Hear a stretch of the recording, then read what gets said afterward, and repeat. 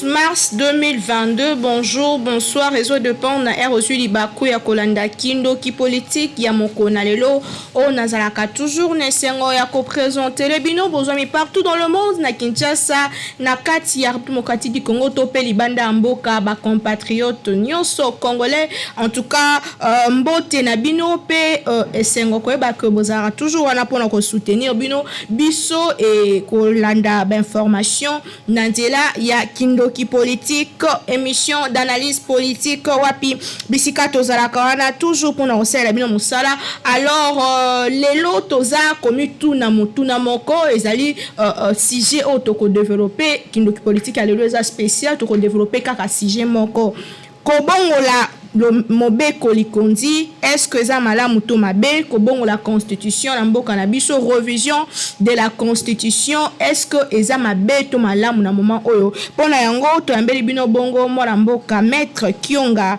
Nzadi Silver azali bongo avocat na cour d'appel avocat na baro ya matete na elongo to sola ba question sur mobeko likondi o ezali bongo constitution ya mboka na biso boyebi bien que depuis un certain temps ba politique balança ki débat wana o sûrement kozala pe ekoloba mape na assemblée nationale na rentrée ya mars o ezozonga na session ya mars o ezozonga likambo ya révision ya constitution ko bongola mobeko likondi ko simba quelques articles ya constitution notamment article 220 où ezolobe la durée ya mandat ya chef de l'état est-ce que faut repousser yango na 7 ans ba pesa ki ba proposition ba bazoko ba koloba ba son de cloche ezo uta de part et d'autre eza malamu to eza mabe kasi lelo to boyi to yamba politique parce que a repesa biso akoloba selon couleur na ye alors to yambi maître Kionga parce que ya bisa biso toujours ki azana na couleur politique ti akobisa biso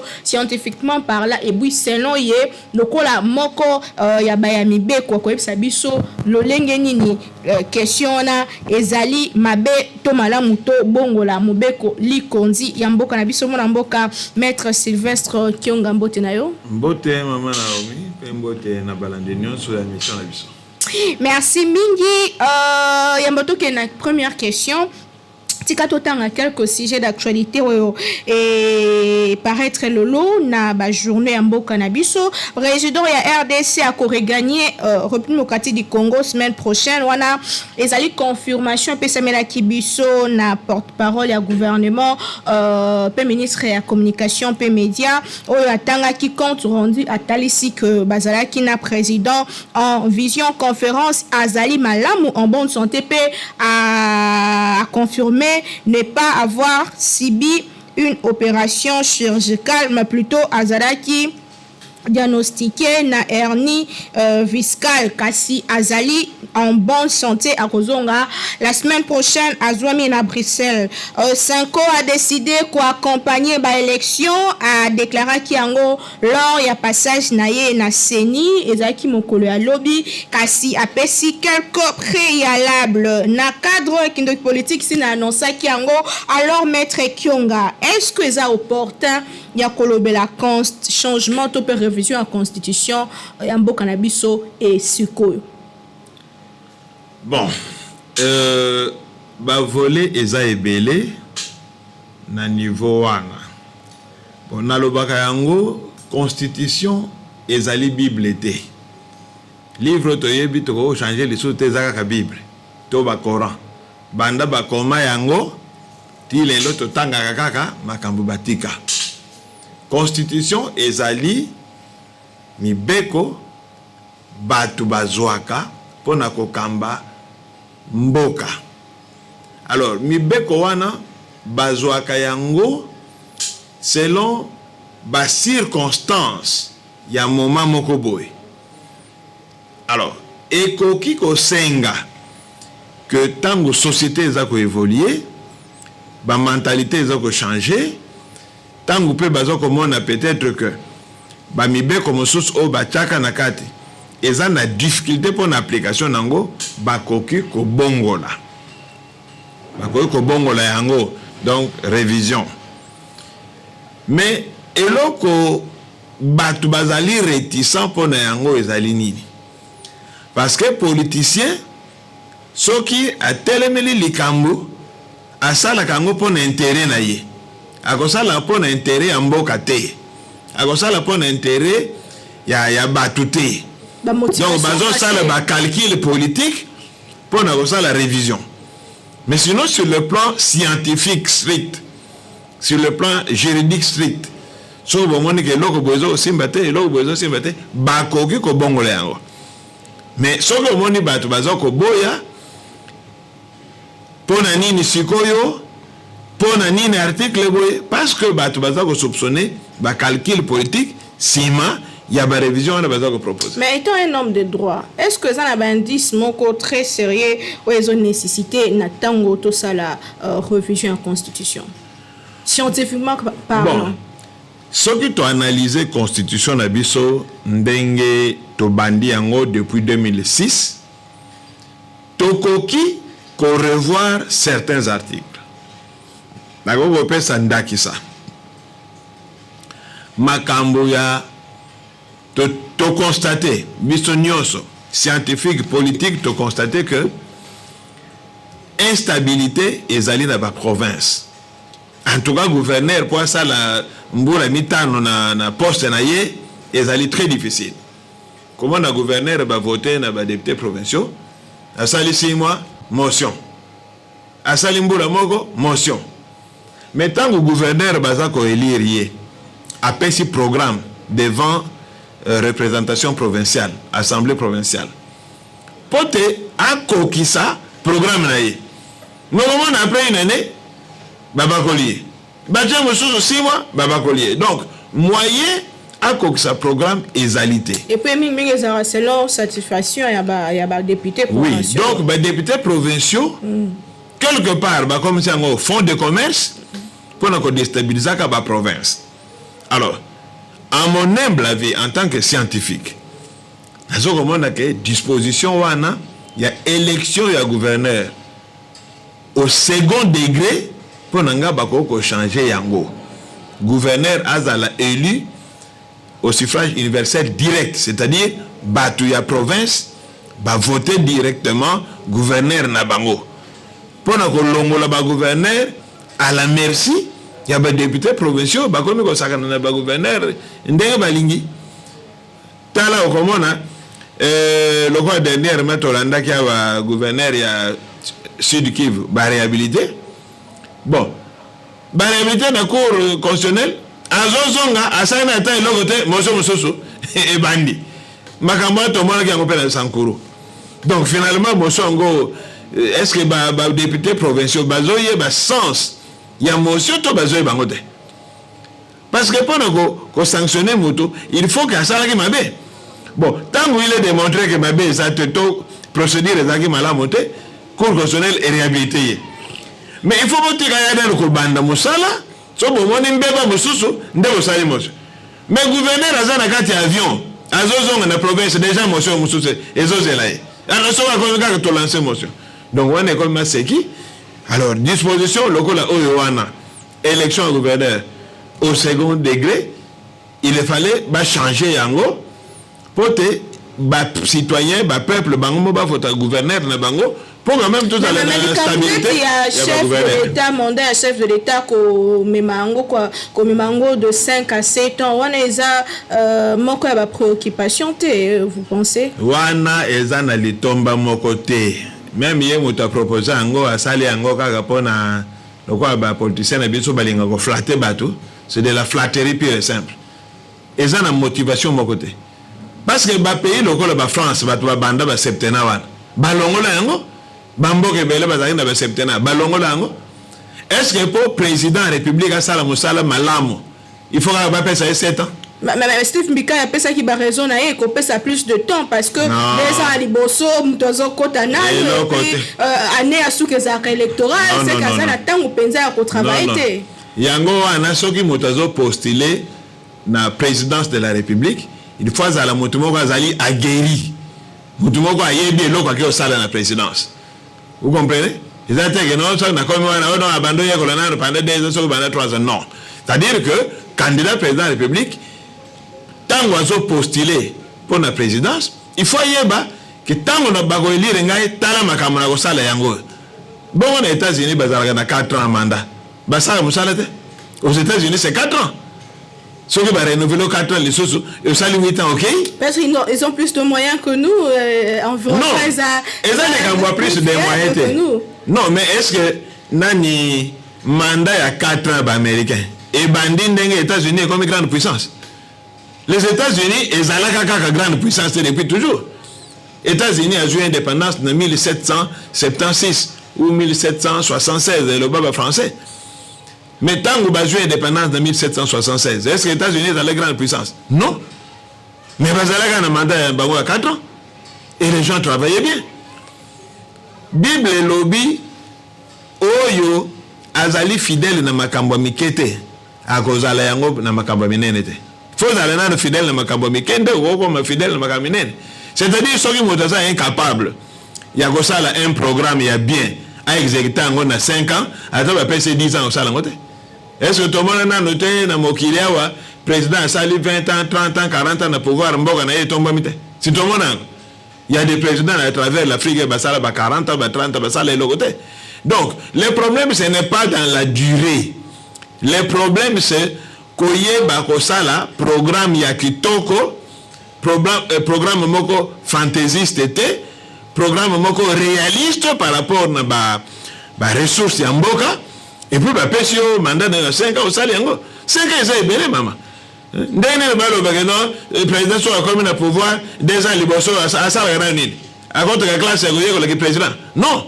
En tout cas, pour le mandat, il faut y avoir pendant 2 ans, leur sa candidature. On n'a pas besoin de ce genre de président-là. Donc, un président sur le mandat 5 ans, il faut que ça programme, il y a 5 ans. Parce que si on formule boîte de Pandore, c'est que les députés ont 7 ans. Pour donc, si c'est un projet de loi, il faut 7 ans. C'est un contexte. Qui bloqué, et il faut compter via chef de l'État à partir de mandat pour qui coalition, donc qui est presque nul. Non. Oh, on est allé faux fouillant. Vous allez na coalition, et ça a 2 régimes, c'est un seul régime, un seul président. Bon, on a mis qu'il n'importe ma coalition, ils ont n'importe si tout n'est na Italie, na Israël, na Allemagne. Coalition, ils ont raté. Si vous avez une coalition, ceux qui est premier ministre n'est en Allemagne, ceux qui a coquille ma camboté, et le bureau non pas dans la coalition. Mais aux allons la coalition, il y a un seul chef. C'est le chef qui décide.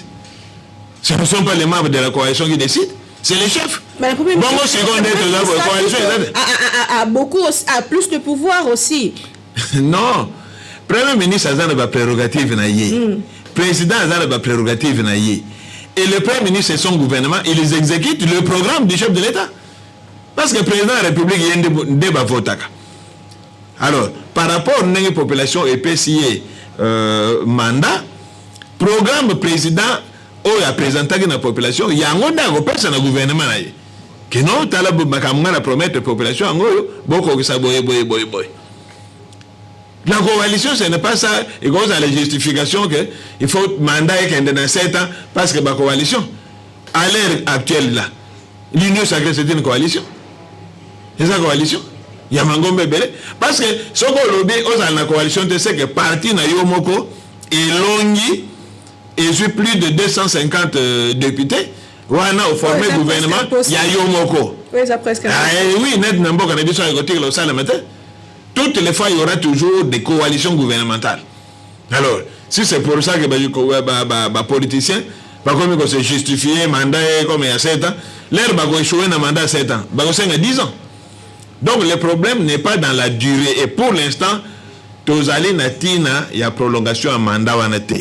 Et l'article 220 de la Constitution de Bisso est l'objet que durée à mandat, il y a chef de l'État, nombre, il y a mandat, et qu'aucun cause à la changer. Parce que ce que bongo liango, on a la révision de la Constitution, on a le changement de la Constitution.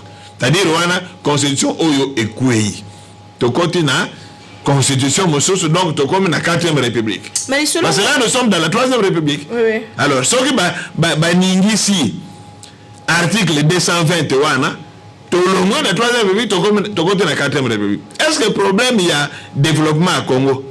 Ils allaient de durer un mandat chef de l'État? Non, ça n'a rien à voir. Est-ce que Bamboga Moussoso Bazana va durer 5 ans, 4 ans? Bazoko tombe matin. Nikos Bazao Salam Moussa Malamute. Donc le problème ce n'est pas dans la durée. Parce que c'est comme si Balingba la Sabiso que Soki Bana Bazana classe. Mboula Mobimba, moi na Moussoso Azuité. Alors pour moi, on n'a pas besoin prolonger un scolaire, non. Ou bien ça 12 mois, parce que y a le la zone zoagate, so 12 mois d'agozwa. Non. So go 8 na 9 mois un scolaire, ata 24 mois au na yote. Mais même si bakanisi que régime pe otozana ngo ezali malam mingte pour le président de la République zo PC ba pouvoir nous sauter. Non, mais est-ce que le président de la République pour nini tokoma na régime semi-présidentiel? Parce que les Congolais tobosa na histoire mingi. Tokoma na régime semi-présidentiel à cause ya makamoto vivre sous la 2e République. Le président était tout puissant. Il décide de tout. Vous voyez, Mobutu, il était président de la République, commandant suprême des forces armées, président de l'Assemblée nationale, chef du gouvernement, président du conseil judiciaire. Mais yo mutu moko misale belé vous avez roboté attaque to robot à ça la kama kambo est programmé. Mais mutu il faut que ça le landenge ba tangisa biso la division du travail.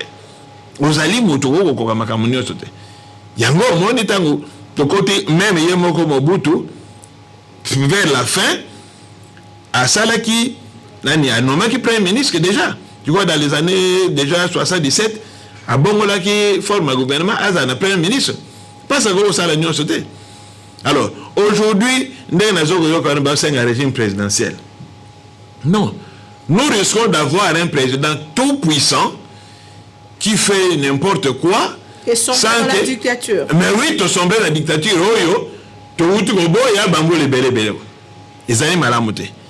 Il faut contrepoids Ezala. Chef de gouvernement Azali, Azana ba attribution na ye. Président de la République Azali, Azana ba attribution na ye. Mais les patrons, au sens strict, il y a gouvernement. C'est le chef de l'État. Il y a un conseil exécutif. Il peut donner des directives dans le gouvernement. Donc, si le président n'est dans un régime, le président est le premier ministre, non, c'est Boy. Bon, non, le président qui a réuni au conseil des ministres. C'est le chef de l'État. Bon, et là, on dit que le président de la République, tant qu'on dirige le conseil des ministres, a payé sa poste dans le gouvernement pour passer les langues.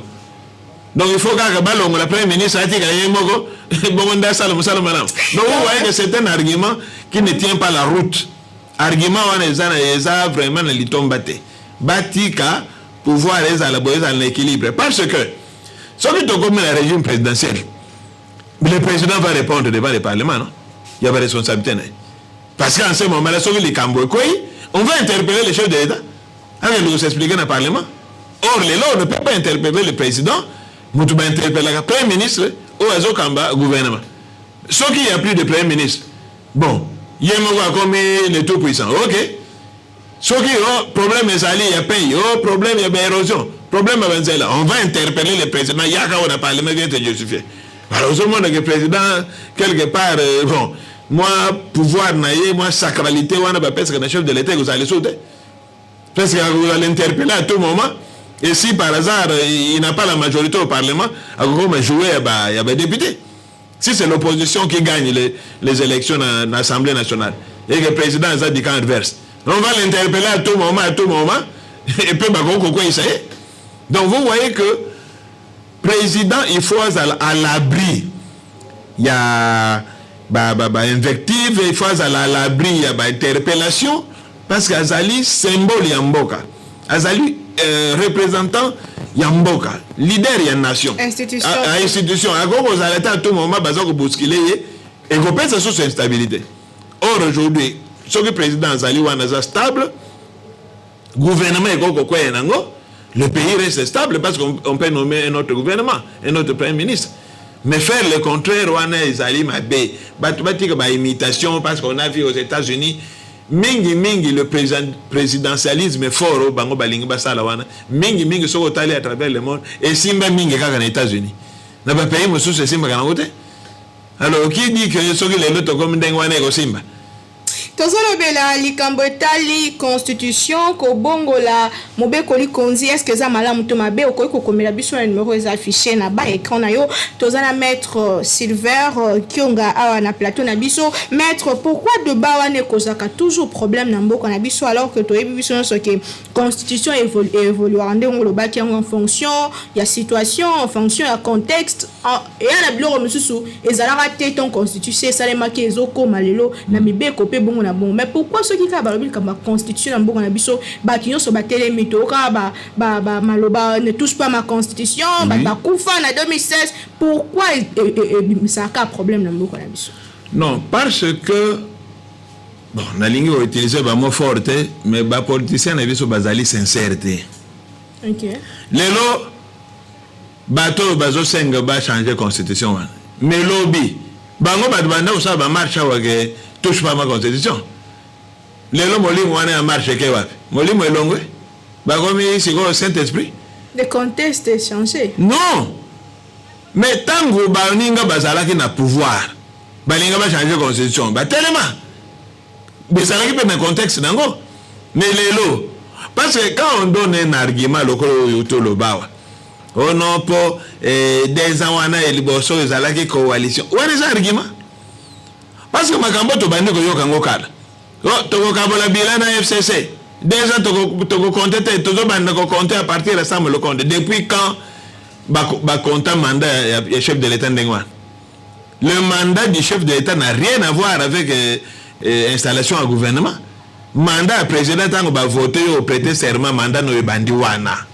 Ozala na coalition te mandat na yo bandi wana. 5 ans ko ki compter resili. Alors cette chanson là est tout yoga.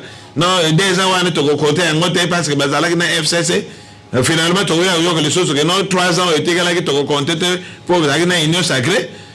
Finalement Covid-19 fait na Covid-19 nous on a ba raison c'est comme mandé ko ban mokoni.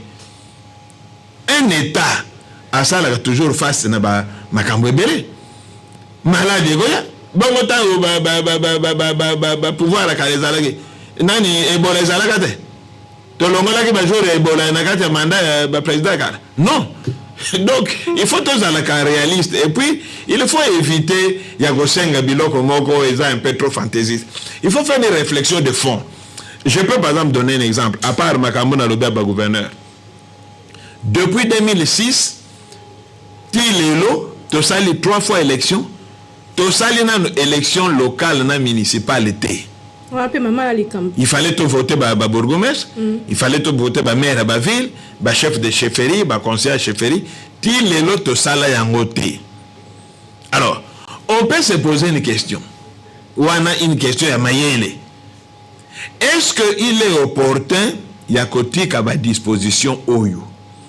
Parce que 2006, tout le monde a eu l'élection municipale et locale. 2011, tout le monde a eu en côté.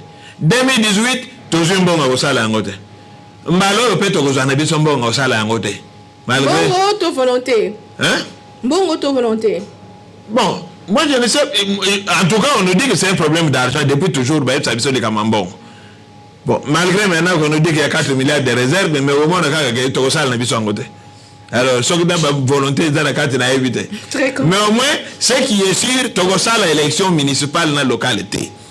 Alors moi je pense que une disposition où ils allaient appliquer na droit balobaka est quoi en des études. C'est-à-dire on n'utilise pas une disposition, bon, ça ne sert plus à rien. Alors, de mon humble avis, on peut modifier Niniwana pour que en attendant boka tokemba tokoma na ba moyen ya kosala sa élection te na ba niveau wana balongoli na disposition ngo ba konzi ya ba entité on a eu kotanga ba nomaka bango ko nommer comme ça ceux qui peut-être na bambo de koyaka mboke comme na makoki on peut revenir sur cette disposition-là. Parce que à quoi ça sert qu'on a des dispositions, élections municipales, locales, et tout ça, urbaines, mais bon, ça, on a bien voté. Si nous ne le faisons pas pendant 15 ans, d'ailleurs, 15 ans, les gars, tout ça, on a voté pendant 50 ans, 100 ans. Donc, il faut qu'il y ait bureau de la Constitution pour que, par exemple, nomination dans le niveau 1. Ça, au moins, ça peut se défendre. Mais dire que tu prolonger le mandat président, tout ça, ce qu'il faut éviter, et là que Beb Sambo c'est quoi? C'est prendre des décisions ou des lois sur mesure. Il faut que Bo est là. Parce que les lois, bateau proposer sur mesure, parce que les lois président Félix Tshisekedi a le pouvoir. Donc, il va prolonger le mandat pour lui. Un pays ne fonctionne pas comme ça. Alors, le président Félix a dit non, il faut 2 ans de sangon de choses, on a 5 ans comme ça, vous allez jouer de ping-pong. Donc, la durée du mandat du chef de l'État est allée verrouillée. On n'a pas besoin de changer ça. Et pour bien travailler, on n'a pas besoin d'une durée sur la bonne. Ce qui est la population a montré au pays, signaux à départ à Kitoko. Vous pouvez avoir confiance. Et bien, on peut sur deuxième mandat. Mais on peut sur deuxième mandat. Ici, nous avons la nationalité congolaise, dans l'article 10 places parce que il y a des problèmes à double nationalité. La nationalité congolaise est une exclusive. Est-ce que on a pesé mon quoi à élément faut qu'on t'a la pour les bandes communes, il y a diaspora, les la kabakuta na réalité mususu mais moyen azonga s'intégrer de susu. Et ça pensate apparemment ba chango ba mpanti. Bon. C'est un débat. Monsieur Soubalingi, la nationalité, président de la République, pays Moka Lobaki, Aza partisan et Logowana. Bon, de toute façon, Aza Mwana Poto. Yebe Makambele Kakona Poto. Mais personnellement, Nazalaka d'accord Nangote. Personnellement, Nazalaka d'accord Nangote pour Nanini. Il y a un risque pour la sécurité en Boka. Parce que le Congo ne vit pas en vase clos. Tozana bakamba mboka mususo pe total la kandenge makambezo leka. Mais il faut servir biso d'exemple. Nazui exemple simple. L'ancien président y a Chili, Alberto Fujimori, azalaki na double nationalité, japonaise et chilienne, chef de l'État. Alongo na pouvoir. Chili et Monique a salaki ba malversation, ba corruption, ba bandi ko poursuivre azio avion na ya kene na Japon. Chili a lobby mais bozo c'est le vice-président agent japonais. Ozomo agent japonais. Alors, c'est quand même un peu délicat et c'est un logo moko que les gens ne peuvent pas prendre à la légère comme ça. C'est pas aussi facile que les gens le pensent. Vous voyez ça?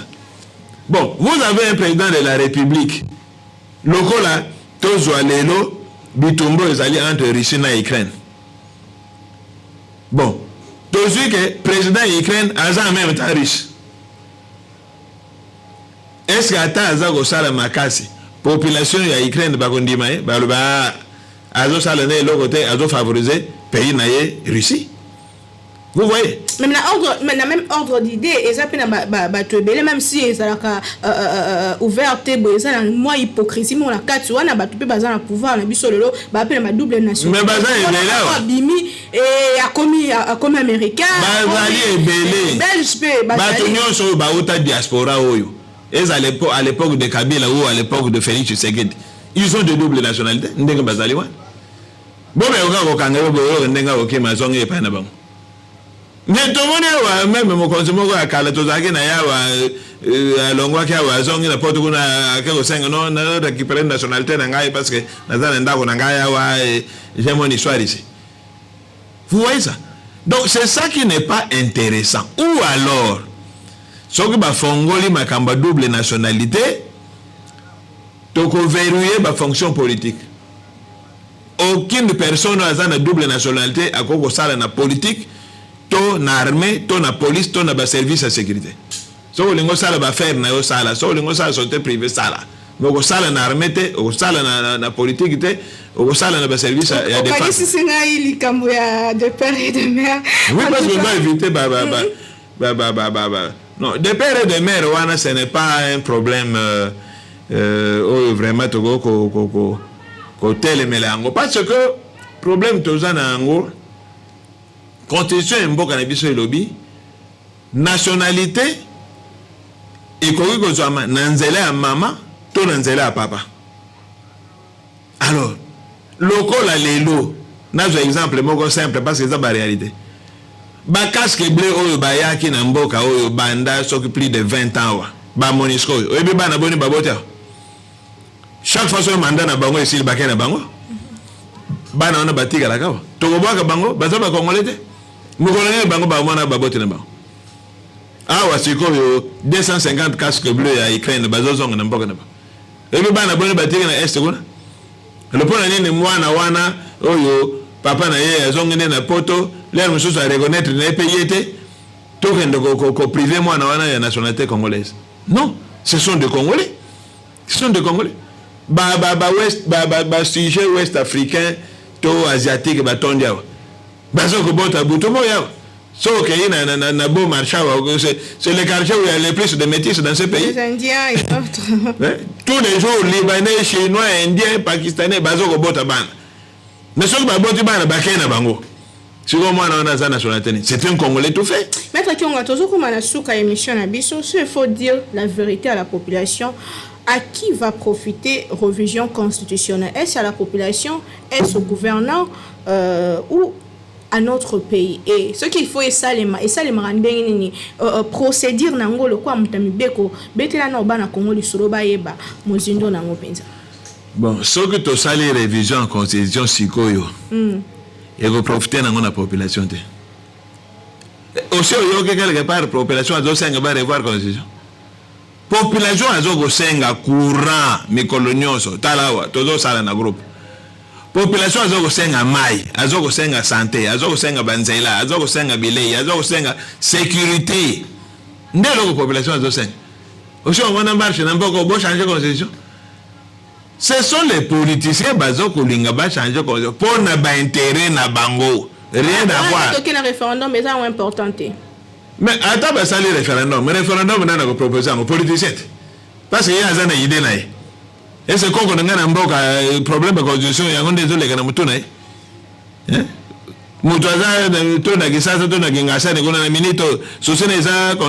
Non. Donc, la révision Oyo balingi ba proposer c'est d'abord ba visée politique et ba politicien. Ba yebi ba ngomoko où est-ce qu'il veut l'arriver. Yangone bazo sala. Bon, maintenant pour nous revoir la constitution, ba règle les alliés. Boko ko leka par référendum pour te population après sa volonté naie. Tout le monde en 2011 quelques articles ont été touchés. Oh Anna, balekaki par la voie du Congrès, n'est-ce pas? Et puis ça qui positionne en à 2 tiers de ça la révision de quelques articles. Mais dans tout ça, et lorsque l'équipe Moutouya et Zali, bon, nakolo bango na français opportunité. Okay. Est-ce que na mini toyo? Est-ce qu'il y a 2 ans où il y a un chef de l'État? Priorité, c'est aller réviser la constitution. Tout ça, un problème, il y a un fichier électoral. Quand il y a un bon est-ce que va passer un bon? Pour ça, la révision du fichier, pour avoir une opération électorale? Non. Tout ça, un problème, il y a un NIP, recensement scientifique. Tout ça, la carte d'identité, tout ça, il y a un bon tabac. Document, bon, révision, il y a donc recensement scientifique. Et ça, c'est un bon. On y passe à 350 millions de dollars pour nous ça là, recensement. Tu les besoin. Maintenant, on va aller dans la révision de la Constitution. Mais ça, c'est le référendum. C'est toute une élection. Parce que c'est tous les pays qui vont voter. Mais l'élection, il n'y a pas de fonction politique. Toujours au cocaté. Quand il y a un référendum, on va aller comment. Donc vous voyez que nous ne priorisons pas Makambo et alliés importants. Alors, en français, qui trop embrasse mal les trains. Ok. tant que je sale makambo belé aussi kende le kambo voilà kende le kambo moko ndo longi obandi moko okena ngote na suka osilisi obandi ami baleti na suka osilisi. Mais quand il y a trop de projets, trop de trucs, on ne voit plus rien. Hein? Vous voyez par exemple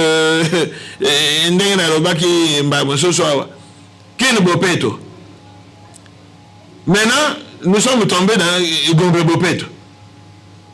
Donc vous comprenez ça? Alors, qui ne Bopeto, c'était pour toute la ville. Bon, est-ce que c'est Simbi? Maintenant on s'est recroquevillé maintenant Gombe Bopeto. Donc, en lançant Gombe Bopeto, c'est la réponse que qui ne Bopeto Simbi. Alors, si tel est le cas, il fallait que ça la programmation mais là, de commune en commune. Bon, bien vous lancez un balamoko qui ne Bopeto. Maintenant, vous vous rendez compte que ça, c'est l'équipe monnaie. N'est pas qu'il n'y a ça, ça n'a pas tout. Kilo et l'équipe. N'a qu'à bander sur la gomme.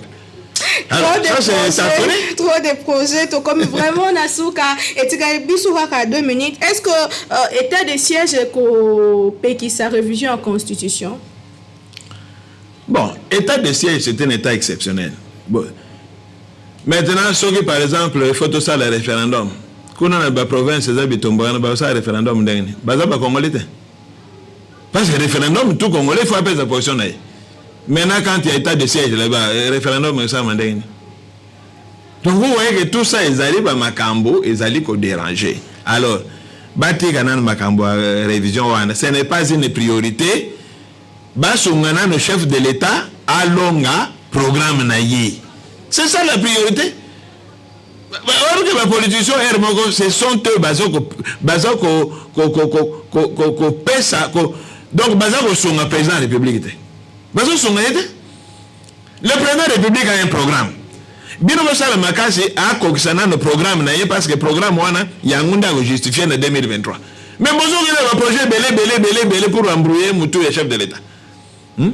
Est-ce que en 2023, papa, est-ce que ça a une révision de la Constitution? Non!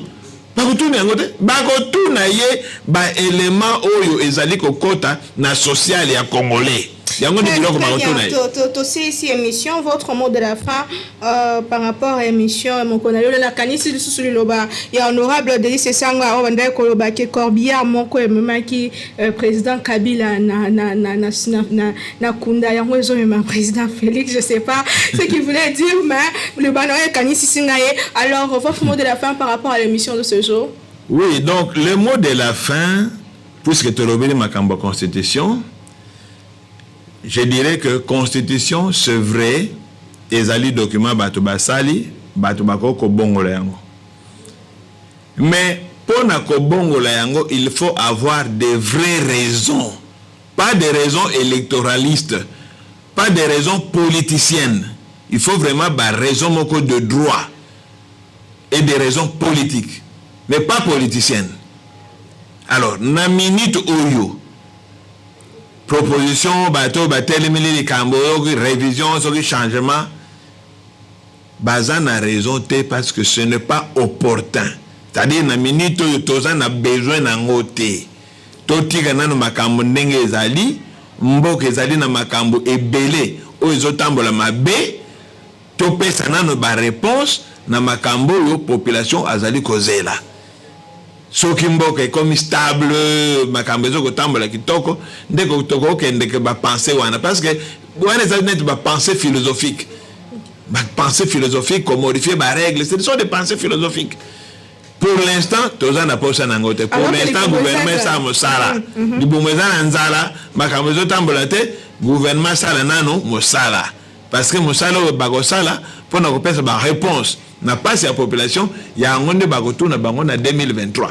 Bagotou na bango constitution te. Maître Kionga Nzati Silver, merci mingi na ndengo ndimo ya mituna na biso te rappeler que oza avocat na baro ya Kinshasa Matete, oza mona mboka Congo, oza na couleur politique te to kanisa ki Congo to lobi malamu pona Congo pe ko sala malamu pona Congo eza moko ya ba priorité pour que mboka mshi kindi liboso. sujet na biso ezalaki kobongola mobeko likonzi malamu to mabe boyoki ba réponse ya maître Kionga pona ngai tokutani très prochainement kasi na rappeler ke kuluna ezongi makasi bandeko babengaki biso eza vraiment na ville ya Kinshasa na ba commune ebele kuluna ezongi penza to kosenga na bakonza la police batala likambo wana po bana Congo baza na posa ya mwa kimia e ko sala malamu ngai bi tokutani prochainement bokomela biso na numéro est affiché juste na ba écran na bino et tokutana e mikolo ezali koyana invité mosusu kaka na esengo mingi osala bino mosala malamu.